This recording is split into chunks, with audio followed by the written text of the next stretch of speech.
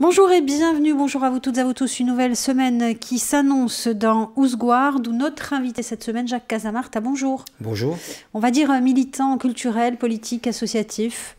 Oui, Est-ce que ça vous oui. définit assez bien? Oui, je pense. Associatif, oui, j'aime bien. Mon engagement aujourd'hui, il est surtout lié avec les associations et il y a beaucoup à faire. Quand on voit le lien social aujourd'hui, ce qui se passe dans nos sociétés, le monde associatif est un élément important justement du lien social qui peut retisser des liens et y compris donner confiance en l'avenir. Alors, on va parler de l'actualité, une actualité dont on a beaucoup parlé ces dernières semaines avec plusieurs invités. On a recueilli leurs sentiments. C'est cette fameuse dérive mafieuse et la naissance d'au moins 3 collectifs pour dénoncer cette dérive mafieuse, cette mafia. Il y a eu l'assassinat de Maxime Souzini également, qui a fait monter au créneau un collectif à Cargèse, un collectif plus ou moins mené par Léo Battesti, et puis ce collectif de Corinne Front. Quel est votre positionnement par rapport à ça? D'après vous, déjà, Écoutez, est-ce que la mafia existe en Corse? Écoutez, je me souviens d'avoir participé à une émission il y a une vingtaine d'années où déjà on s'interrogeait. En disant cela, ça amène à dire que cette question, elle est sous-jacente à la société insulaire depuis très très longtemps. Et elle est sous-jacente parce qu'on vit dans une société extrêmement violente. Depuis les années 70, on voit bien, il y a toute une série de violences, qu'elles soient politiques ou qu'elles soient de droit commun, qui s'est manifestée dans cette île. Et je crois qu'on a assisté malheureusement à une forme de banalisation de la violence. Alors là, maintenant, je ne sais pas si ça prend une tournure différente, parce que des assassinats, il y en a malheureusement depuis très très longtemps. Il n'y a pas que des assassinats, il y a des rackets, il y a toute une série de phénomènes, on va dire, de violences mafieuses qui se manifestent dans notre île. Et je ne sais pas si aujourd'hui il y a une importance plus grave. Ce qui est sûr, c'est qu'en effet, il est grand temps que le peuple corse, les gens de cette île, qui on va dire à presque 100%, 99,99% vivent de leur travail, aujourd'hui réagissent face à toutes ces violences, parce qu'on ne peut plus supporter cette situation, c'est pas acceptable. Vous savez, je regardais ce jeune qui est mort à Cargèse, mais il y en a eu d'autres depuis une bonne trentaine d'années. Un jeune qui meurt, c'est une catastrophe pour l'humanité, c'est une catastrophe pour notre île, et c'est surtout une catastrophe pour lui-même et sa famille, c'est pas acceptable. Donc bien sûr, il faut éradiquer toute forme de violence, et il faut éradiquer la mafia si elle existe aujourd'hui dans notre île. Et je pense en effet qu'il y a en tout cas tous les signes qui permettent de dire qu'il y a une mafia qui s'installe, et c'est bien une mafia insulaire. Vous dites c'est à la population de réagir? Comment? Écoutez, moi je pense que la population doit réagir, et le fait qu'il y ait des collectifs qui se mettent en place, je trouve que c'est une manifestation qui est très saine de la société, mais ce n'est pas suffisant. Je crois qu'il faut qu'il y ait l'État. On vit dans une nation. Et il y a des règles de fonctionnement, il y a des règles de droit. Il faut que l'État prenne ses responsabilités. Lorsque je disais tout à l'heure que ça fait 30 ans bientôt que l'on parle de cette situation, même si on n'a jamais véritablement qualifié de mafia ce qui se passait dans cette île, mais on sait très bien depuis très très longtemps qu'on a une situation pré-mafieuse dans cette île, et que l'État donc ne le découvre pas aujourd'hui. Et je crois qu'il faut y mettre tous les moyens, parce qu'il faut éradiquer cette situation. Et moi, je serais tenté de dire que cette violence, en fin de compte, y compris cette violence mafieuse, elle trouve encore plus un terreau favorable dans des situations de crise et dans des situations de précarité. Et aujourd'hui, on le sait très bien, il y a un Corse sur 3 qui vit avec moins de 1 300 € par mois, 1 sur 4 qui vit avec moins de 980 € par mois. On le voit bien, les dérives, elles viennent aussi de cette situation économique et sociale qui est dramatique. Donc je crois qu'il faut s'atteler profondément à toutes ces questions-là, et peut-être, mais avec le sursaut démocratique important de toute façon que les citoyens doivent avoir, peut-être qu'on arrivera à sortir d'une situation qui est une spirale infernale. Je préfère le dire, parce que malheureusement il y a eu ça, on ne dit plus jamais ça, et ça fait longtemps qu'on ne dit plus jamais ça, et puis tout recommence comme avant. Vous le savez très bien. Donc j'espère qu'il y aura un coup d'arrêt, et que la Corse pourra repartir du bon pied, parce que moi je vois nos jeunes, ils aspirent à vivre leur vie, et ils aspirent à avoir un travail, à être payés comme ils doivent l'être, à vivre dignement en fin de compte. Voilà, la dignité, tout simplement. Et le fait de se trouver confronté à ce type de violence empêche justement l'émergence d'une véritable citoyenneté. C'est ça le fond du problème. Et je crois que c'est important important. Vous savez, je me souviens, ça me revient, mais il y a plusieurs années, c'était Nicolas Giudici qui avait sorti un excellent ouvrage justement sur la Corse, où il faisait un parallèle, y compris avec l'Italie, et il disait, mais la Corse est une société préfamiliale et pré-mafieuse. J'avais retenu cette idée-là. Oui, c'est un peu, je pense c'était un précurseur, il avait vu juste il y a déjà très longtemps, il y a près d'une trentaine d'années, et je crois que ces collectifs qui se sont mis en place, c'est une bonne chose parce que ça permet de mettre le débat au niveau de la société, au niveau des citoyens.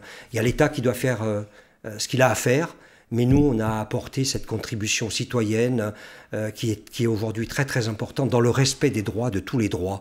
Voilà, la violence n'est jamais une solution, quelle qu'elle soit. Donc on a besoin de créer une société apaisée. Merci Jacques Casamarta, merci. On va vous retrouver tout à l'heure pour la deuxième partie de cette émission. À tout à l'heure.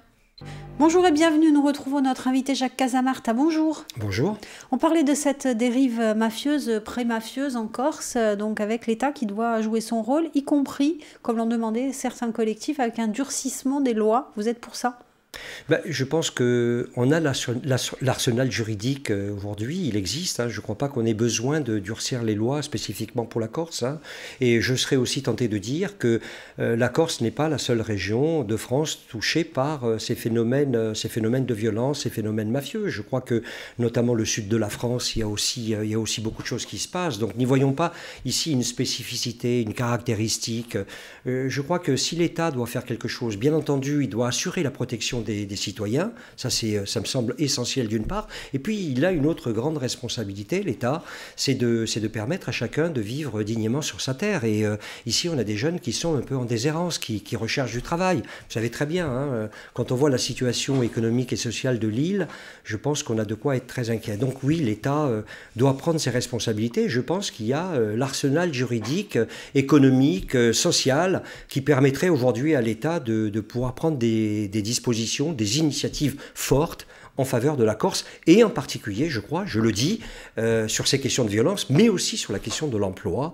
Moi, je me souviens, dans les années 80, c'était Jacques Chirac, c'était Giscard d'Estaing à l'époque, ils avaient décidé d'avoir une mesure très très forte pour la Corse, et ça a été la mise en place de la société qui se trouve actuellement au Vazio, qui est, j'ai oublié son nom là,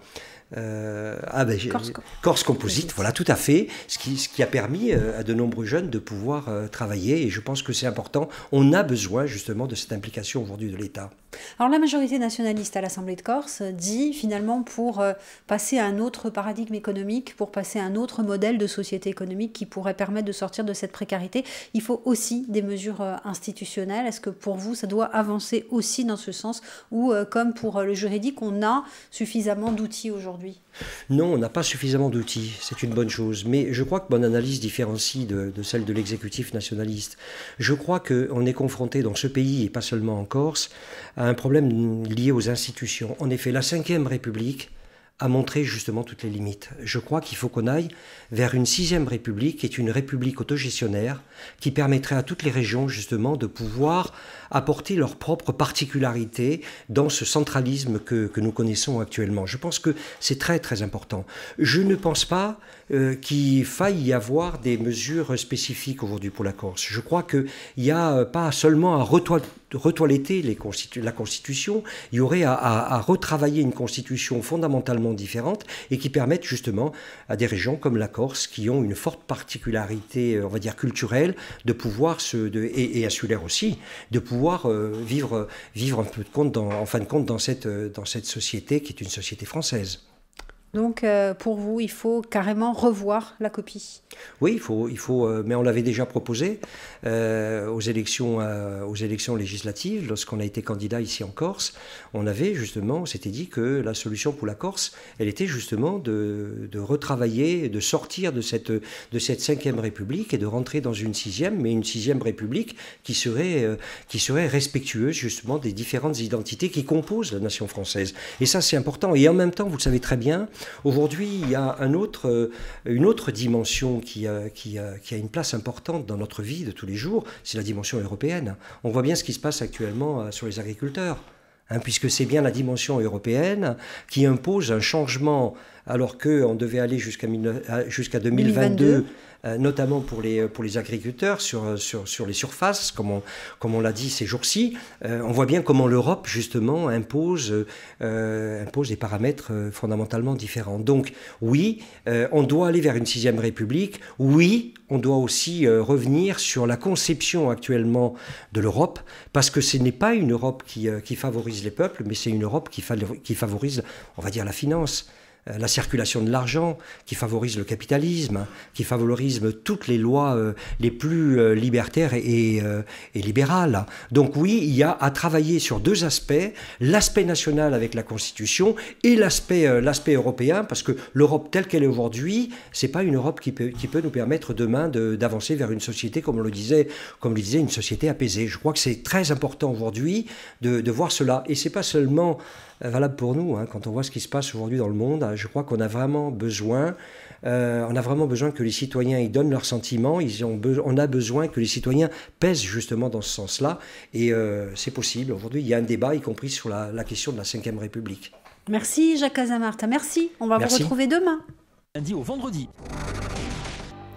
Bonjour et bienvenue. Cette semaine, c'est Jacques Casamarta que nous retrouvons dans nos studios. Bonjour. Bonjour. Ravi de vous accueillir donc dans les studios de Radio Alta Fréquence. On va parler, on rappelle, militants associatifs et politiques. On va parler justement des élections municipales qui se profilent au mois de mars. Il y aura des scrutins partout en Corse. Il y a des candidatures déjà déclarées. Il y a beaucoup de discussions qui se passent, surtout à gauche, y compris à gauche. Je crois qu'il y en a un petit peu dans tous les partis. Aujourd'hui, la gauche a-t-elle encore un avenir en Corse ?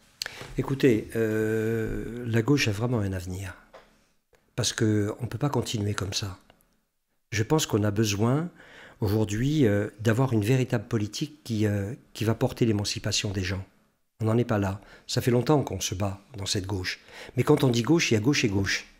Quand François Hollande, excusez-moi de revenir là-dessus, mais lorsque François Hollande, face à Sarkozy aux élections présidentielles, avait, lors d'un meeting important, avait avancé l'idée que son ennemi, c'était la finance, on a vu ce qui s'est passé derrière.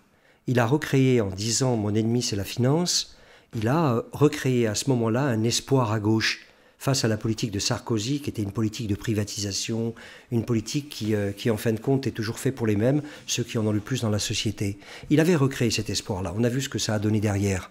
Et on voit ce que ça donne aujourd'hui avec Macron. Quelle différence y font les gens aujourd'hui entre un Sarkozy avant-hier, un Hollande hier et aujourd'hui un Macron? Aucune. C'est ce qui amène le rejet de la politique. C'est ce qui amène que de plus en plus les électeurs aujourd'hui ne votent plus. Donc oui, la gauche, elle a un avenir. Mais la gauche, elle a un avenir si elle est capable de se remettre en cause. Si elle est capable de faire sa propre autocritique. La première autocritique, c'est l'effondrement dans les pays de l'Est. Parce que ça a été un trouble terrible. L'effondrement du mur de Berlin, l'effondrement du bloc soviétique, a laissé en fin de compte le monde dans une forme de, on va dire, unipolaire politiquement, avec d'un côté le libéralisme et de l'autre côté plus rien. Le Parti communiste, malheureusement, a été confronté à cette situation. Il en porte lui aussi une responsabilité, parce que dans ces pays de l'Est, on n'a pas été capable d'apporter l'émancipation des gens. Et puis le Parti socialiste, qu'est-ce qu'il a fait, lui, à gauche? Il a épousé les thèses du libéralisme. Vous ne pensez pas que tous ces électeurs de gauche, tous ces gens qui voulaient changer la vie, ils ont de quoi aujourd'hui être très inquiets et très interrogatifs quant à l'avenir de la politique, le rejet de la politique, la montée du Front National, la montée de Marine Le Pen, et on l'a bien vu comment ça fonctionne, la dualité politique dans notre pays, c'est lié à ça. Donc il faut une autocritique en profondeur. Et moi je dis que pour ces municipales, le mouvement dans lequel je suis, qui est un mouvement associatif quand même, c'est pas un parti, il s'appelle INSEM et Amanc, il est rattaché à un mouvement au plan national qui s'appelle Ensemble. C'est un mouvement qui dit il est temps de tirer les enseignements, il est temps de faire les autocritiques nécessaires. Et nous on dit ici, il faut qu'on travaille dans la clarté. C'est-à-dire que si on dit que demain on va changer la vie des gens, il faut tout faire pour changer la vie des gens. On peut pas faire des annonces, des annonces en politique et ne pas tenir les propositions que l'on fait pendant la campagne. Ça, c'est pas possible. Et donc, nous, on dit, il faut une liste, en effet, qui soit la gauche de la gauche, en toute clarté, qui se positionne. Et on est très clair, notre position est que c'est pas forcément une liste présentée par l'Union de la gauche. C'est pas forcément une liste présentée par le Parti communiste, par Insem et Amank, par je ne sais qui d'autre. Non, c'est une liste où on fait appel à la société civile, c'est-à-dire au monde associatif, vous en parliez, au monde culturel, au monde syndical. Je pense qu'il faut aussi se tourner vers les jeunes générations. Il faudrait qu'il y ait quelques jeunes qui ont le cœur vraiment à gauche et qui pensent que le social et l'écologie, ça doit marcher ensemble. Il faudrait qu'on ait une personnalité comme ça qui émerge. Et je pense que les mouvements politiques à gauche, ceux qui veulent justement l'émancipation, ils doivent non pas présenter cette liste, ils doivent la soutenir. C'est fondamentalement différent. Et moi, personnellement, je ne suis pas candidat tête de liste à Ajaccio, je préfère le dire, parce que je pense que c'est vers ce type de démarche aujourd'hui qu'il faut s'ouvrir, que la gauche doit s'ouvrir. On a vu ce que ça a donné durant tout le XXe siècle, notamment la deuxième moitié du XXe siècle. L'union de la gauche traditionnelle, telle qu'elle a fonctionné, ça ne fonctionne plus. Je pense qu'il faut revenir à autre chose. Et c'est vers ce type de stratégie que l'on doit s'orienter. Et je ne vous cache pas qu'il y a débat. Il y a débat au sein de la gauche. Il y a deux stratégies qui s'affrontent. C'est la stratégie de rassemblement des forces politiques à gauche, y compris allant jusqu'au Parti socialiste. Donc c'est pas tout à fait clair dans les idées politiques, parce que aujourd'hui malheureusement leur politique est plus à droite qu'à gauche. Et puis il y a une autre stratégie qui dit travaillons avec la société civile, avec le monde associatif, syndical, culturel, essayons d'ouvrir une véritable perspective. Et là on a des projets à faire. On a des propositions à faire. Je pense notamment à l'eau, c'est source de vie. Il faut revenir, pour aller vite, à une régie publique de l'eau sur Ajaccio, et pas seulement sur Ajaccio, parce que, y compris dans les villages, aujourd'hui, on s'apprête à ce que Veolia soit le partenaire presque monopole, le gros monopole sur la Corse. Donc oui, la régie de l'eau, que l'eau revienne en régie, les transports publics. Il y a aujourd'hui des villes, je pense à Dunkerque, mais il y en a d'autres aujourd'hui en France, qui ont montré que ça pouvait fonctionner, qu'on peut avoir la gratuité, y compris la gratuité des transports publics. C'est un élément extrêmement important. On se plaint tous les jours des embouteillages à Ajaccio. Je pense que là, il y a des éléments qui peuvent permettre, en s'appuyant justement sur les communs, parce que ça c'est important, l'intérêt général, vous voyez, c'est des mots très très forts, les communs, l'intérêt général, en prenant des mesures qui sont et sociales et écologiques, je pense qu'il y a intérêt, il y a aujourd'hui matière à proposer une perspective émancipatrice pour les Ajacciens. Merci Jacques Azamart. On vous retrouve tout à l'heure pour la deuxième partie de cette émission. À tout à l'heure. Bonjour et bienvenue, nous retrouvons Jacques Azamart, notre invité cette semaine. Bonjour. Bonjour. On parle de ces élections municipales et notamment à Ajaccio. Vous dites en fait qu'il faudrait aller vers le commun, vers donc cette démarche au service des citoyens. Mais ces citoyens, vous l'avez dit aussi, qui sont un peu perdus face à tout ce qui se passe aujourd'hui, y compris à gauche. Insem et Amank, le Parti communiste, il y a eu l'épisode Mélenchon au milieu. Comment est-ce que...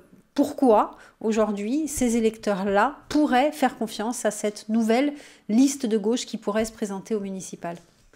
Mais écoutez, déjà, ce qu'il faut, c'est faire une analyse critique. Il faut comprendre pourquoi. Il faut essayer de comprendre pourquoi. Aujourd'hui, des gens rejettent la politique. Pourquoi des gens ne vont pas voter ? Vous savez, le peuple n'a pas forcément toujours tort. Il peut avoir tort, mais il peut aussi avoir raison. Il y a peut-être aussi des raisons qui font que, en tout cas, le peuple ne comprend pas la lisibilité de la gauche. Il a le sentiment que gauche-droite, c'est un peu la même chose. Je serais presque tenté de dire gauche-droite et aujourd'hui nationaliste, parce qu'on ne voit pas trop la différence, et je sais bien qu'il y a aussi des critiques, on ne voit pas la différence. Mais pourquoi ?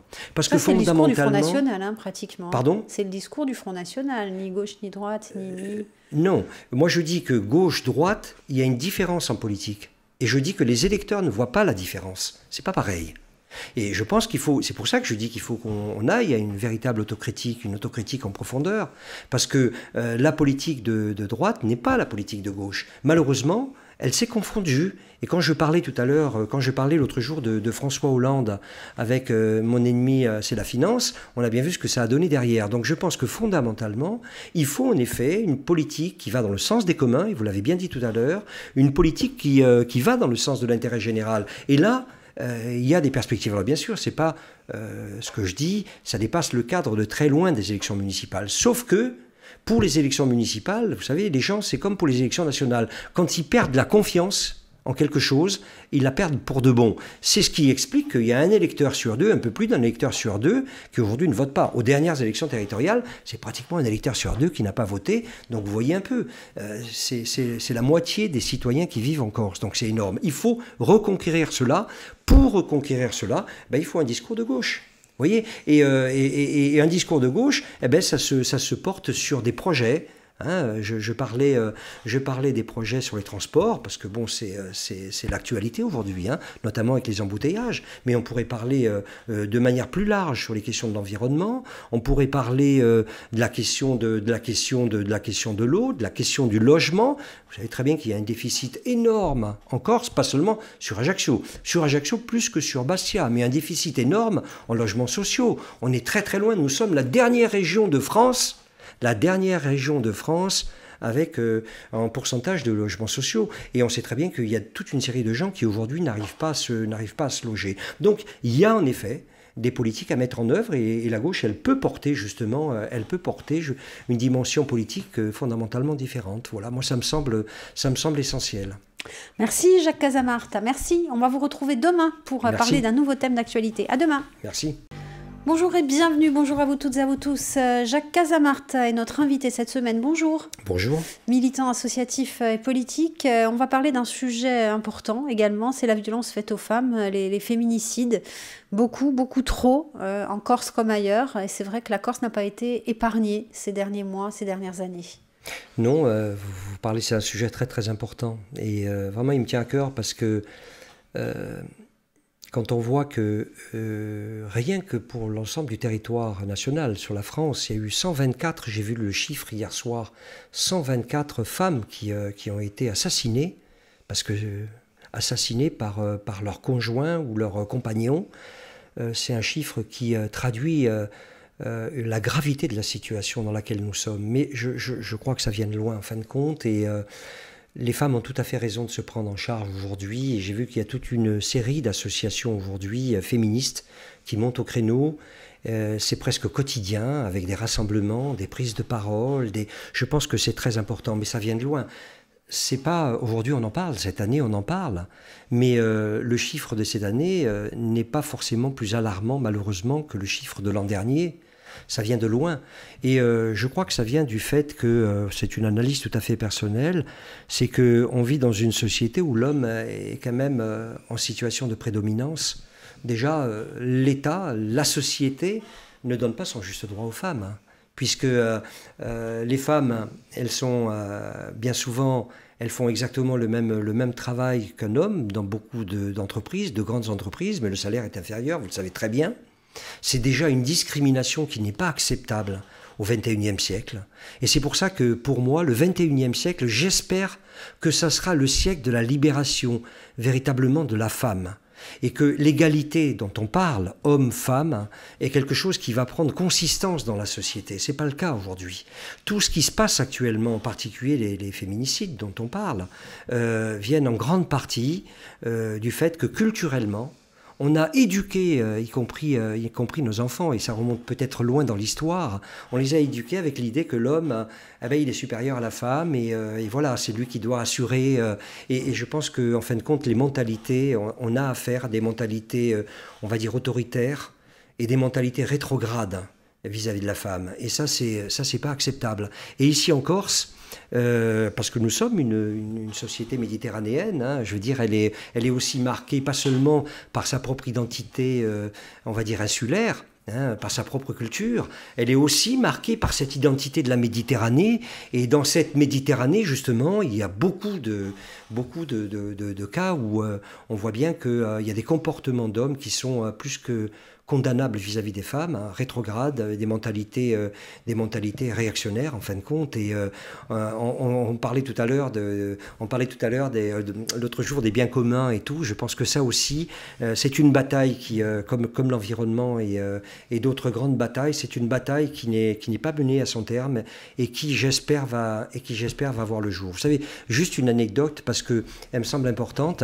À travers mon association et notamment Père Apache, j'ai eu l'occasion notamment de participer à beaucoup d'initiatives, notamment en Afrique. Et vous savez ce que j'ai constaté? C'est que les gens les plus en pointe dans la libération, qui se battent pour une révolution citoyenne. Mais vous savez, la révolution, c'est pas le couteau entre les dents, hein, c'est pour les droits de l'homme, en fin de compte. Hein, c'est les femmes. C'est les femmes qui sont les plus en pointe. Là, on a un projet au Maroc, c'est un projet de coopérative, mais c'est des femmes dans un village qui ont pris les choses en main. Elles veulent créer leur propre emploi, on va les aider.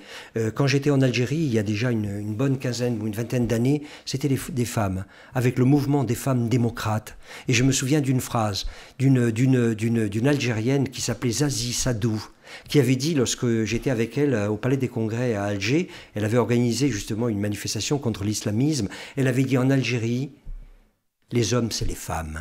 Parce que c'est les femmes qui sont sur le devant, qui mettent leur poitrine face aux islamistes.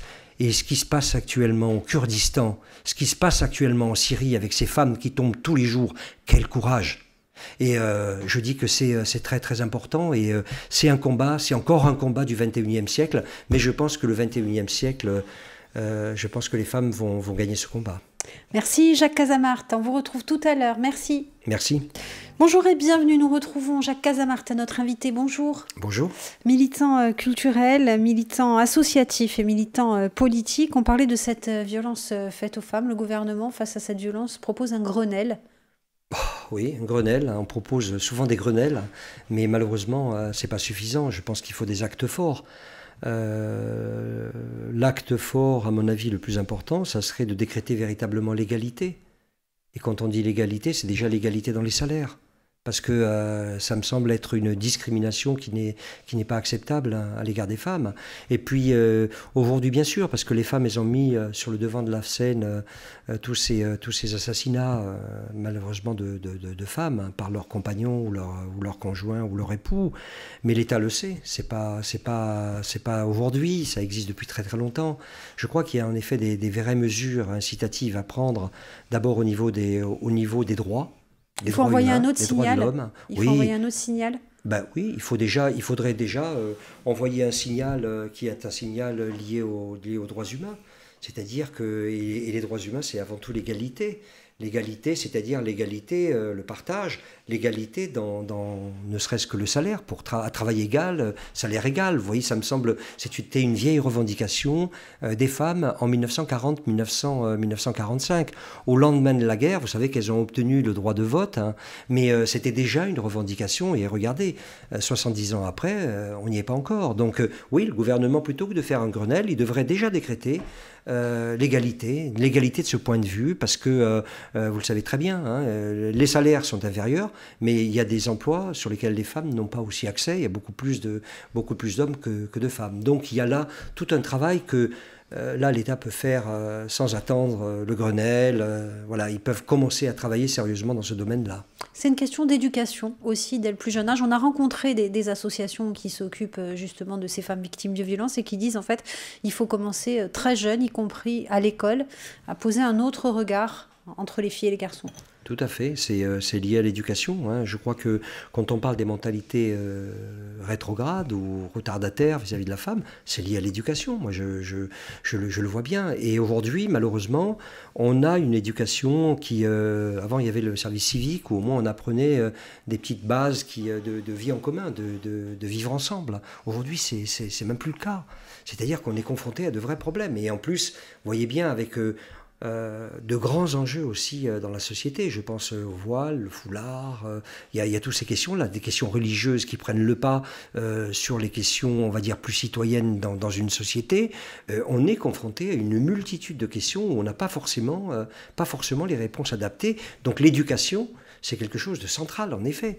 Il y a ce que peut faire, d'un point de vue des mesures que pourrait prendre un gouvernement. Je vous disais, cette mesure, je sais qu'ils ne la prendront pas. Hein, l'égalité, ils ne la prendront pas. En tout cas, ils ne la prendront pas sans qu'il y ait un rapport de force qui se crée. Mais il y a aussi, en effet, à prendre des mesures, mais immédiates pour l'éducation. Immédiate pour l'éducation. Vous savez, mais ça, c'est valable pour plein de domaines. Hein. Quand je pense qu'il y a aujourd'hui, il y a un journal qui a publié le nombre de personnes qui sont mortes en Méditerranée, dont beaucoup de femmes et enfants, hein, parce qu'ils fuyaient les guerres, ils fuyaient les combats. En Méditerranée, c'est 35 800 et quelques qui sont morts en quelques années en Méditerranée. Vous savez, là aussi, notre regard vis-à-vis du réfugié, vis-à-vis de l'autre, Hein, donc cette question liée à l'altérité, elle est essentielle. Il faut la traiter par l'éducation. On ne peut pas la traiter autrement que par l'éducation. Voyez, et elle rejoint tous les grands enjeux que l'on voit aujourd'hui autour de la religion qui prend de plus en plus de place dans notre vie privée. C'est ça la réalité. Vous voyez, donc je serais tenté de dire que sur tous ces sujets-là, on est en recul. Alors justement, vous parliez du voile, du foulard, on va peut-être pas parler de ça, mais on va parler des hijabs, tout ça.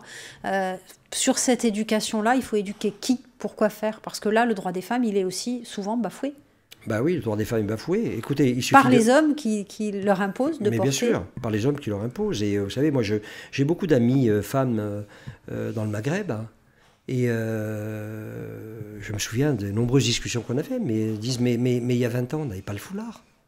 Le foulard, ça n'existe pas au Maghreb. Le hijab, ça n'existait pas, ça n'a jamais existé. Ça vient du Moyen-Orient.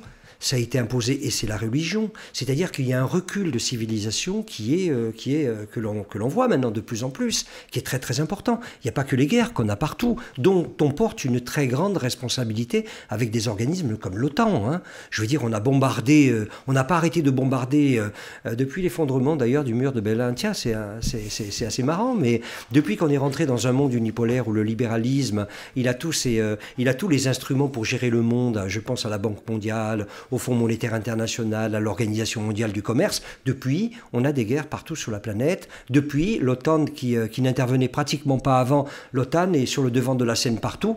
Et comme par hasard, l'ONU, cette grande organisation internationale qui devrait justement régler les conflits par le dialogue, par la diplomatie et non pas voir les conflits se régler par la guerre, l'ONU a disparu. Et qu'est-ce qu'on voit revenir? Eh bien, on voit revenir les fondamentalistes religieux, que ça soit sur l'islam, que ça soit sur la religion juive, avec ce qui se passe actuellement en Israël et notamment pour le peuple palestinien, ou que ça soit chez nous, avec un fondamentalisme religieux, et on a le sentiment de revivre des guerres de religion. Je le perçois un peu comme ça, en regardant ce qui se passe à travers le monde et chez nous en Méditerranée, je me dis qu'on a de grands enjeux devant nous, et en tant que citoyen, là aussi, il va falloir être contrepoids.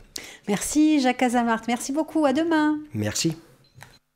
Bonjour et bienvenue, nous accueillons Jacques Casamart cette semaine. Bonjour. Bonjour.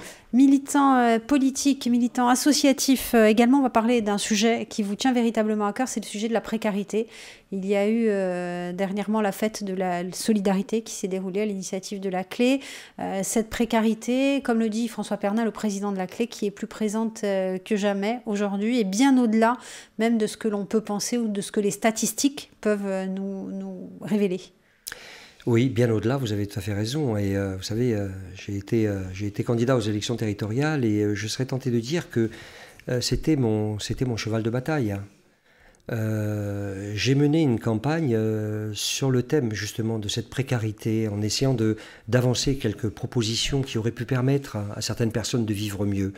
Écoutez, quand on a dans une société, ce qui est le cas de la société actuellement, quand on a une personne sur 3 qui vit avec moins de 1 300 € par mois, ce que d'ailleurs François Pernin dénonçait il y a quelques jours, quand on a une personne sur 4, notamment dans le rural, qui vit avec moins de 980 € par mois, on a de quoi être inquiet pour l'avenir.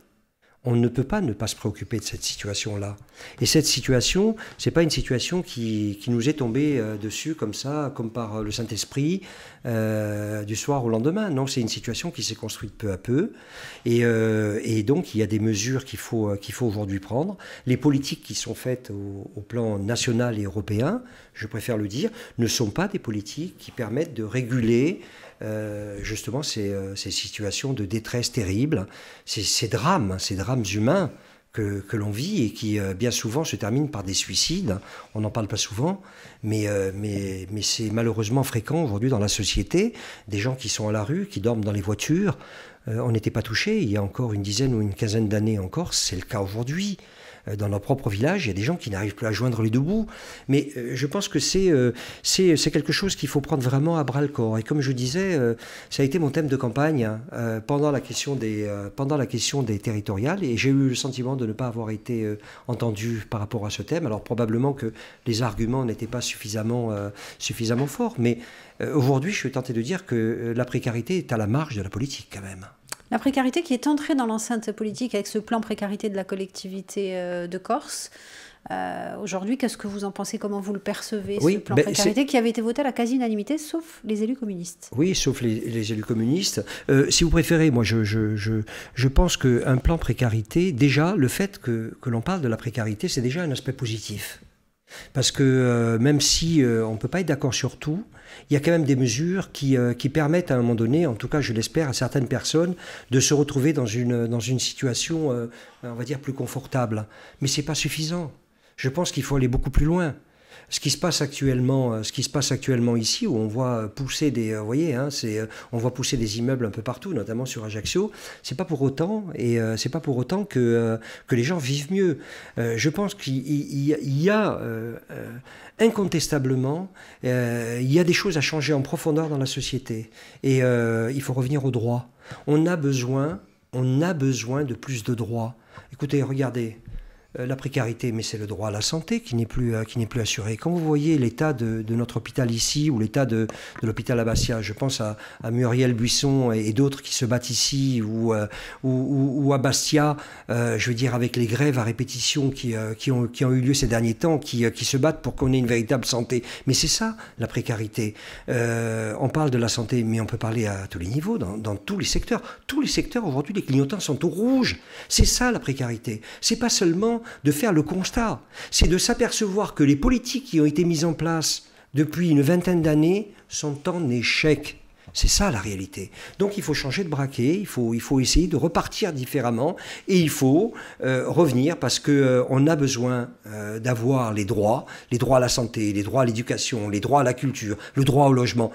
C'est des portes ouvertes que j'enfonce. Mais malheureusement, ces droits-là, aujourd'hui, dans la société, n'existent pas. Et là, je dis qu'en effet, la collectivité territoriale, elle a des moyens d'œuvrer sur ces questions-là, mais les grandes questions, elles sont avant tout nationales, c'est-à-dire qu'il y a de grandes orientations nationales qui ne sont pas prises dans le bon sens aujourd'hui, et c'est pour ça que je disais tout à l'heure qu'on a intérêt à avoir une véritable autocritique sur toutes ces politiques qui sont mises en œuvre, et qui bien souvent elles dépensent de l'argent sur elles-mêmes, mais elles ne produisent pas justement une richesse pour les gens qui en auraient vraiment besoin. Voilà, c'est ça la réalité. Donc il faut repenser, je pense, la société. Et on est dans ce 21e siècle qui est peut-être un siècle charnière. Je vous disais tout à l'heure, on est dans des reculs de civilisation, oui, à tous les niveaux, on est dans des reculs de civilisation. Et la précarité, les premiers qui subissent les reculs de civilisation, ce sont ces gens précaires dont on parle malheureusement pas souvent, mais heureusement qu'il y a encore des associations sur le terrain qui sont là pour essayer de faire en sorte que leur vie soit un peu meilleure. Merci Jacques Casamart. On va vous retrouver tout à l'heure pour la deuxième partie de notre émission. À tout à l'heure. Bonjour et bienvenue, c'est Jacques Casamart qui est notre invité cette semaine, militant associatif et politique. Bonjour. Bonjour. On parlait de cette précarité, la crise des Gilets jaunes, elle a été liée à cette précarité. On ne l'a pas beaucoup senti en Corse, cette crise des Gilets jaunes, il faut bien le dire. Non, beaucoup moins que sur le continent, ce qui ne veut pas dire qu'il n'y a pas de gens précaires, il y en a beaucoup. Il y en a beaucoup, beaucoup plus peut-être qu'ailleurs. La Corse est la région la plus pauvre, une des régions les plus pauvres de France, et où en même temps la vie est plus cher qu'ailleurs. Donc vous voyez un peu le paradoxe, je veux dire. Mais je crois qu'il y a des gens aujourd'hui qui sont chez nous, qui sont vraiment, qui vivent presque dans la clandestinité. Vous savez parce que il y a toujours eu chez nous, il y a une forme de, c'est pas facile de dire que on vit dans une situation difficile et délicate. Parce que jusqu'à il n'y a pas longtemps, le réseau familial, si vous préférez, il arrivait à tempérer justement ces questions-là. Aujourd'hui, les vieux sont partis, il n'y a plus les pensions, il y a plus les... C'est fondamentalement différent. Et je crois qu'il y a des gens qui vivent des détresses terribles. Moi, j'en connais, qui sont dans des situations, dramatiques, et qui n'osent pas trop, en tout cas, se montrer, et qui franchir le pas pour aller sur un rond-point. C'est pas toujours facile, vous voyez. Donc c'est vrai, et c'est un paradoxe. C'est un des paradoxes de la Corse qui vit dans cette situation de pauvreté extrême, pour beaucoup. Et puis, vous savez, avant qu'on ne supprime l'impôt sur les grosses fortunes, il y avait quand même 1500 foyers assujettis à l'impôt sur les grosses fortunes en Corse. Et vous savez qu'il y a de très très grandes fortunes. Vous voyez, on parle de la précarité, mais quand ça rentre dans les poches des uns, ça ne va pas dans la poche des autres. Vous voyez, je serais tenté de dire.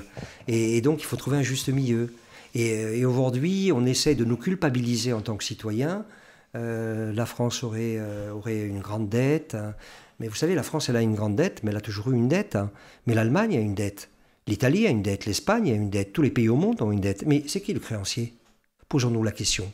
Le créancier, c'est la Banque mondiale, c'est le Fonds monétaire international, c'est l'Organisation mondiale du commerce, c'est les mêmes, hein, en fin de compte. Et vous savez, moi, j'avais retenu une phrase qui pour moi avait été très importante et m'avait amené à réfléchir. C'est lorsque maintenant c'est plus lui au niveau européen qui dirige l'Europe, mais c'était Juncker qui avait dit une phrase terrible au moment où il y avait justement cette précarité. Souvenez-vous, en Grèce, avec tous ces retraités dans la rue, il avait dit « Les choix démocratiques ne peuvent pas remettre en cause les traités européens ». C'est là que j'ai compris qu'on était rentré dans une dictature. Je savais déjà, je le percevais. Mais oui, nous sommes dans la dictature de l'argent. Et aujourd'hui, il faut se libérer de cette dictature-là. Et pour se libérer de cette dictature-là, je pense qu'il y a beaucoup de choses qu'il va falloir modifier. Ça prendra du temps, parce que malheureusement, les rapports de force aujourd'hui ne sont pas simples. Hein, on le voit bien d'un point de vue politique. Mais on est dans une situation de marasme terrible et de recul de civilisation. Et regardez, hein, c'est les retraites, c'est tout qui part à la dérive, je suis tenté de dire. Et ça fait partie de la précarité. Merci Jacques Casamart. On va vous retrouver demain pour parler d'un nouveau thème d'actualité, un thème qui vous tient à cœur aussi. On va parler des services publics. Oui, tout à fait. Voilà, tout est lié. Oui, tout est lié, merci. Merci et à demain. Bonjour et bienvenue, bonjour à vous toutes et à vous tous. Nous accueillons Jacques Casamarta, bonjour. Bonjour.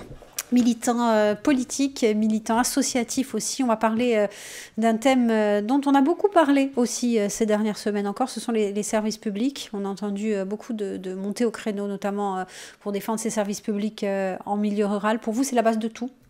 Une société ne peut pas vivre sans service public, hein. Ou alors on va rentrer à reculons dans l'histoire, parce que les services publics, on en a besoin. Vous savez, les services publics, bien sûr, c'est les hôpitaux, c'est l'éducation nationale, c'est énorme ce que les services publics nous font. Mais bien sûr, mais c'est tout, les services publics. C'est les militaires aussi. Par contre, les budgets militaires aujourd'hui sont en augmentation constante depuis une bonne quinzaine d'années, et c'est ce qui probablement pose problème, mais peut-être on aura l'occasion d'y venir. Oui, les services publics, on a besoin de services publics, parce que si on n'a pas les services publics, notamment dans l'intérieur, on parlait de l'intérieur, mais nos villages déjà, ils ont du mal à vivre parce qu'il n'y a pas de travail. Hein, il y a des difficultés à trouver des débouchés, à se fixer là-bas sur place, mais si en plus on n'a plus la poste, même si dans beaucoup d'endroits elle a déjà disparu. Mais s'il n'y a plus le centre médical, s'il n'y a plus le minimum pour pouvoir vivre à l'intérieur, mais comment on va vivre? C'est vrai pour l'intérieur, mais c'est aussi vrai chez nous. Vous savez, moi j'ai travaillé une partie de ma vie à EDF. À EDF, on produit ici en Corse, on produit de l'énergie plus chère qu'on ne la vend. Qu'est-ce qui permet justement de vendre de l'énergie à EDF, de la vendre à un coût inférieur à sa production? C'est tout simplement parce que c'est un service public, c'est encore un service public qu'on est en train de privatiser.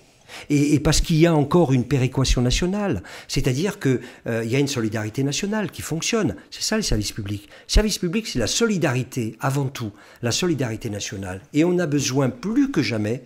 Je pense qu'on a besoin de ces lieux-là. C'est le lien social, les services publics. Et c'est pas seulement, comme on disait, la santé, mais c'est y compris la culture. C'est parce qu'on a besoin de tout ça. On a besoin de faire vivre. Regardez, je vais vous donner un exemple qui est très éclairant. Ce pont, il est tombé à Gênes. Ce pont, il y a eu plusieurs dizaines de morts. Mais écoutez, si les services publics n'entretiennent pas nos ponts, comment on va faire ? Il faut bien donc qu'on ait des services publics, et il faut qu'on ait des services publics avec des moyens humains. Et aujourd'hui, regardez ce qui s'est passé avec le TER il y a quelques jours. On restreint l'humain systématiquement à la SNCF, à EDF, à la Poste. Partout, on restreint. En fin de compte, c'est les services publics qui sont de plus en plus en difficulté. Et je pense qu'en tant que citoyen, on a besoin de ça. On a besoin de services publics. C'est les services rendus au public. C'est les services rendus aux citoyens. Ce n'est que ça. Vous voyez, et on en a besoin. Et je serais tenté de dire que pour nous en Corse, c'est très important. Parce que vous savez le différentiel qui existe entre les recettes et les dépenses. Vous le connaissez? Non. C'est 1 milliard. Il nous manque 1 milliard. Ça me permet de dire 2 mots sur le statut fiscal qui est proposé actuellement. C'est que on a un différentiel d'1,6 milliard entre les recettes et les dépenses. Ce que met l'État en Corse et ce qu'on récupère par le biais de toutes sortes d'impôts. Donc c'est sûr que si on décide aujourd'hui de rentrer dans un autre modèle, qui est un modèle où les services publics sont minorés systématiquement, en Corse, on va se retrouver confronté à de sérieuses difficultés, tout simplement parce qu'on n'a pas les recettes qui nous permettent de pouvoir développer les services publics dont nous avons besoin. C'est ça la question fondamentale. Actuellement, et donc, parce qu'avec le nouveau statut fiscal qui est proposé, enfin du moins les études qui ont été faites, cela permettrait peut-être d'arriver vers un équilibre plus serein. Écoutez, on a 3,7 milliards de dépenses.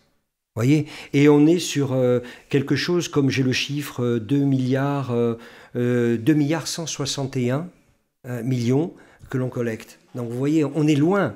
Aujourd'hui, y compris si on voulait parler d'une autonomie financière, on en est très très loin. Donc il faut travailler là-dessus. Et ça veut dire quoi? Moi je pense qu'il faut qu'on réfléchisse. Il faut qu'on se pose véritablement la question, parce qu'il faut trouver de la valeur ajoutée, il faut qu'on aille vers de la production de la richesse. Et je crois que la Corse, elle a une place, pas dans l'Europe libérale d'aujourd'hui, hein, l'Europe du capital. Hein. Je pense que dans l'Europe des peuples, je pense que la Corse pourrait avoir une place, parce qu'on a des potentialités très très importantes qu'il faut développer, qui n'ont jamais été développées, et qu'il faut commencer à développer pour inverser justement ce différentiel négatif à l'égard de la Corse. Le statut fiscal actuellement ne veut pas dire grand-chose si on n'arrive pas à combler ce différentiel-là, vous voyez. Et ça, c'est important. Il n'est pas en débat, ce différentiel. Je l'ai porté à l'occasion des élections territoriales, mais malheureusement, il n'a pas été repris. Il n'y a pas eu débat sur ces questions qui sont pourtant des questions fondamentales, vous le savez. Et je crois que c'est lié à la question des services publics et la manière dont on envisage l'avenir de notre île, l'avenir de nos cités, c'est essentiel, voilà. Donc les biens communs, je serais tenté de dire, les biens communs, les services publics, c'est quelque chose qui fait partie de l'intérêt général. C'est quelque chose qui est essentiel, qui devrait être essentiel. D'ailleurs, la politique, c'est ça. Théoriquement, on est candidat pour œuvrer à l'intérêt général. C'est malheureusement pas toujours le cas. Merci Jacques Casamarta, merci, à tout à l'heure. Merci. Bonjour et bienvenue, bonjour à vous toutes et à vous tous. Dernier rendez-vous de la semaine en compagnie de notre invité Jacques Casamarta. Bonjour. Bonjour. On parlait de ces services publics, on a beaucoup entendu parler du maintien de ces services publics en milieu rural. On a vu certains élus, notamment les députés corses s'atteler à cela. On a vu la loi montagne, on a vu... Pour vous, c'est une bonne chose, la loi montagne? Oui, comme la loi littorale. Mais bien sûr, c'est une bonne chose parce que je pense qu'on a besoin justement de réglementer et c'est essentiel. Si je peux dire, pour vivre en collectivité, il faut qu'à un moment donné, on ait des lois. Et moi, je regarde par exemple ce qui se passe dans notre île, notamment on parlait de la loi montagne, mais il y a quelque chose qui me tient à cœur, c'est la loi littorale.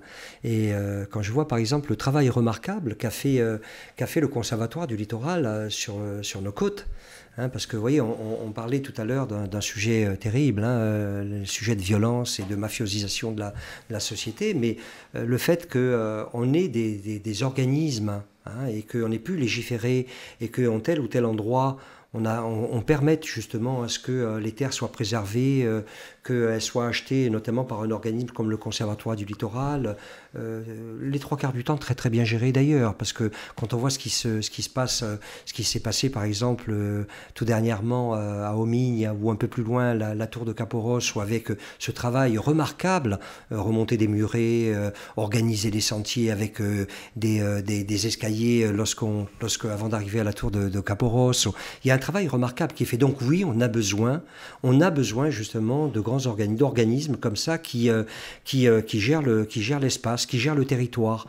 Parce que la politique, c'est aussi la gestion du territoire, c'est essentiel. Et donc, il faut qu'on ait des zones qui soient des zones qui sont préservées, parce qu'on a une responsabilité vis-à-vis des générations futures. Il faut qu'on leur lègue aussi, du patrimoine. Et puis, on a des zones qui doivent être, bien entendu, à vocation agricole, parce que c'est essentiel, parce que l'agriculture, c'est la base de tout quand même.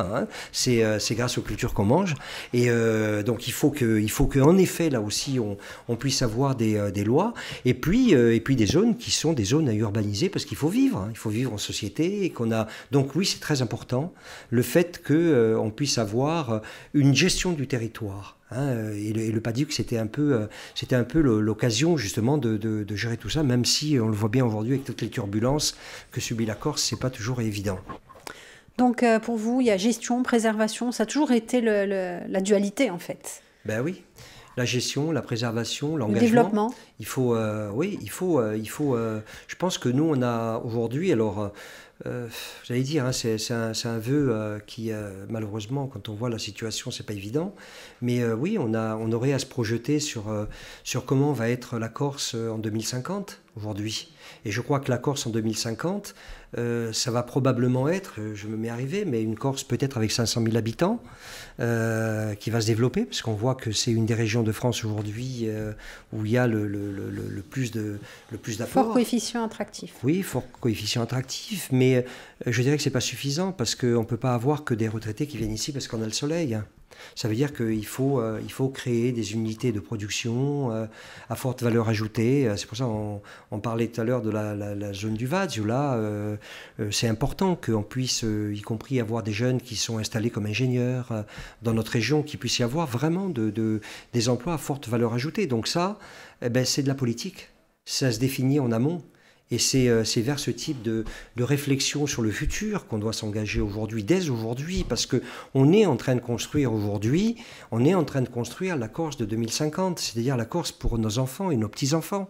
Donc je pense qu'il faut qu'on ait cette projection sur le futur, et elle ne se fera que si on est capable de créer de la richesse. Et créer de la richesse, pour moi, c'est pas créer de la richesse individuelle, hein. Ça, on avait C'est bien avant tout compris. créer de la richesse collective, c'est-à-dire d'avoir des grandes orientations qui permettent de créer des emplois pour les communs, pour tous.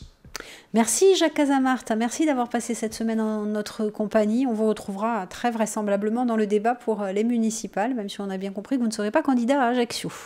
Oui, Merci, merci à vous. À bientôt. Au revoir.